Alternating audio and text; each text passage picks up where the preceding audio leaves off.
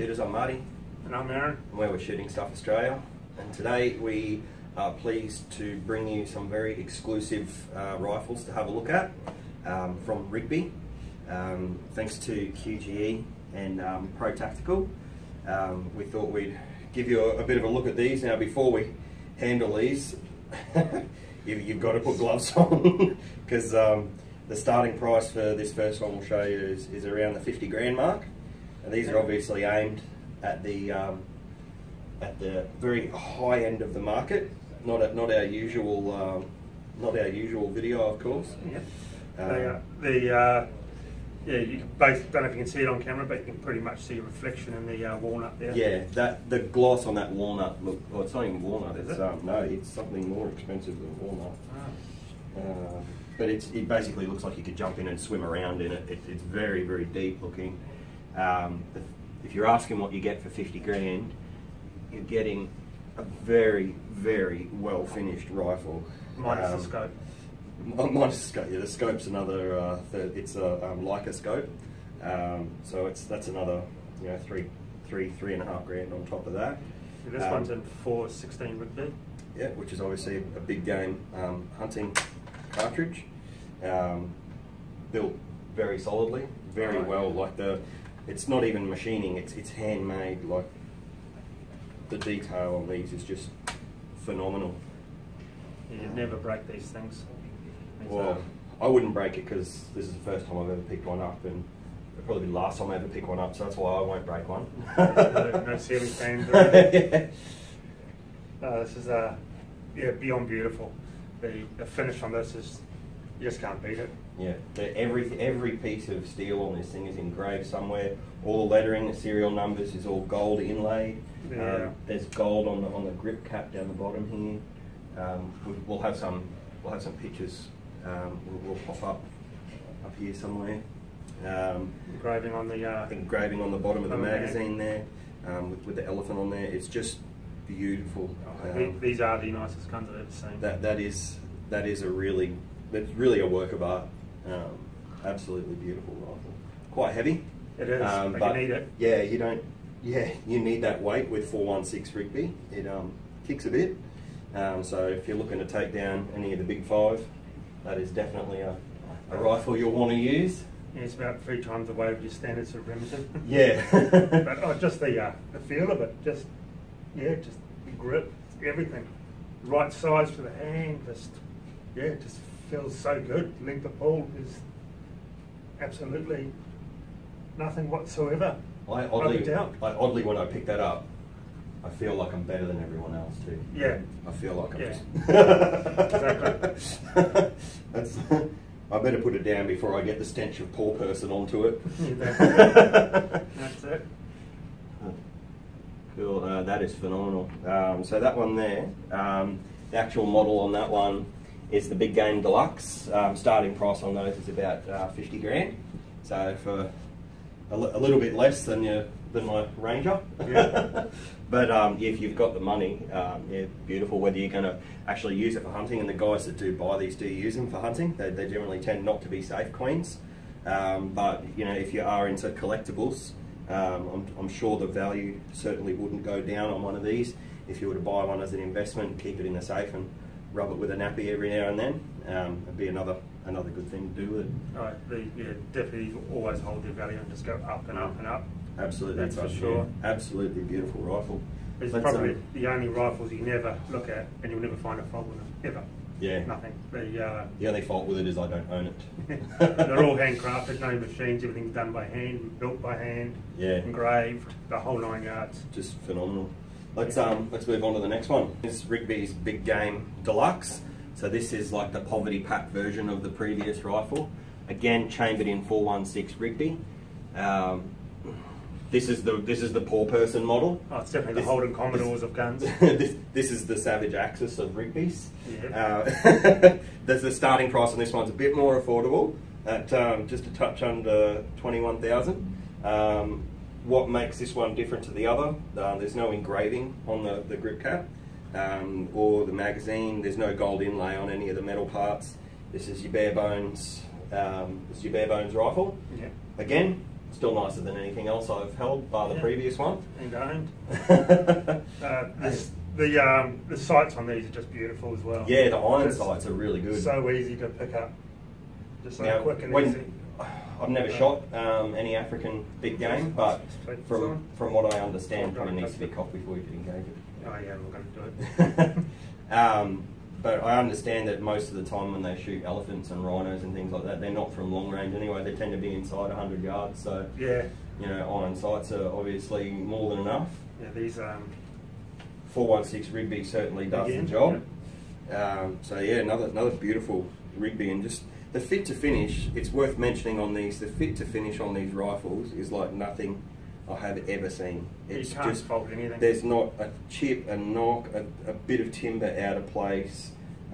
Even the bolt channel at the back, which usually is all gouged up on a lot of rifles, even new from the factory, is just, even it's polished. You know, everything on this thing is beautiful. Great button pads on them as well. Yeah, it just does have a nice arse. Yeah. Yeah, nice booty on it. Yeah, it's like the interior of a Bentley. The timber on this is just phenomenal. Even the engraving, this is all hand done. The checkering is beyond perfect. The checkering is not too aggressive and not too light either. It's just perfect.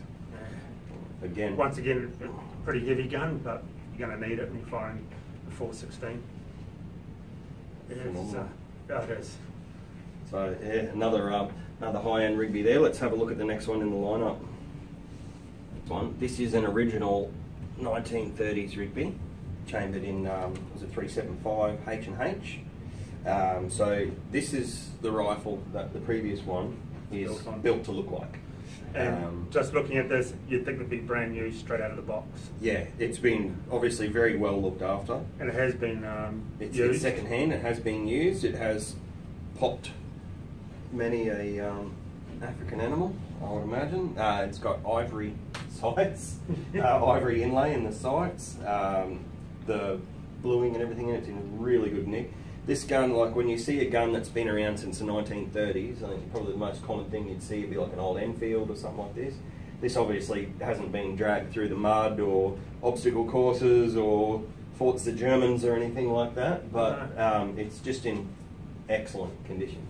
Yeah, it feels a little bit lighter than the last one, but smaller caliber. Yeah, slightly smaller caliber. Now when we say slightly smaller, there is 416. There is 375 H&H, so only slightly smaller. But you would not think this has been shot. Once again, on the bolt and the action, there's no marks, there's no scraping. Yeah. The fit must be that perfect. This was made back in the 1930s. Okay, that was back when people took pride in things they made, and you can see that this was obviously that they were a high-end company back then as well. Those ivory sights are beautiful. I think they should be on all guns.